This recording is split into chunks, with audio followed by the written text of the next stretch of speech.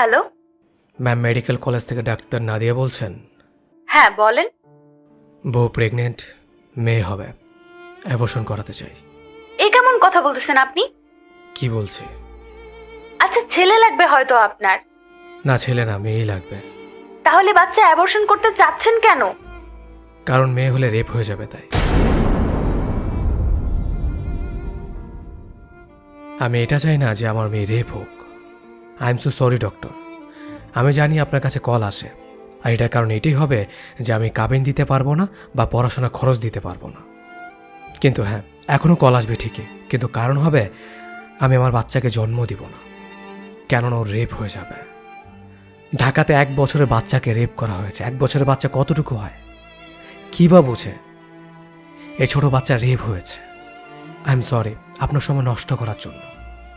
তবে সবাইকে জানাতে চাই, এখন থেকে এটাই হতে থাকবে, আর না হয় এই নিয়মটা পাল্টে দেওয়া হোক। আমার মাথা ঢুকে না যে এই স্লোগানের পর মানুষ খুশি হয় কিভাবে। এটা কেন? আমরা প্রথম থেকে বলে দিই মেয়েরা কিছু করতে পারবে না বা মেয়েদের পড়াশোনা করানো যাবে না, এদেরকে বাঁচাতে হবে। এই স্লোগান কেন হয় না, ছেলেকে ভালো বানাও আর না ভালো হলে থাপ্পড় মারো। আর যত মানুষ এই কথা জানে যে মেয়েরা ঘর থেকে বেরোলেই রেপ হবে, তাদের ফ্যামিলি মানুষটাই তাদের বেডরুমে ঢুকে ওই বাচ্চাকে রেপ করেছে। 27 দিনে 37টা রেপ হয়েছে। যখন মা বাবা বাচ্চাকে দেখেছে, রক্তাক্ত পড়া ছিল, পুরো হাসপাতাল এক হয়ে গেছে ওর চিৎকারে। আর হিন্দু মুসলিম আপনাদেরকে বলছে, আপনারা করতে থাকুন আপনার হানাহানি মারামারি, একজন আরেকজনকে ভালো খারাপ বলতে থাকুন, আর এই জোশটা দেখে মারামারি করতে থাকেন। যদি একটু শরম থাকে তাহলে ওই সব জানোয়ারদের বিরুদ্ধে দাঁড়ান যেসব জানোয়ার মেয়েদের রেপ করে।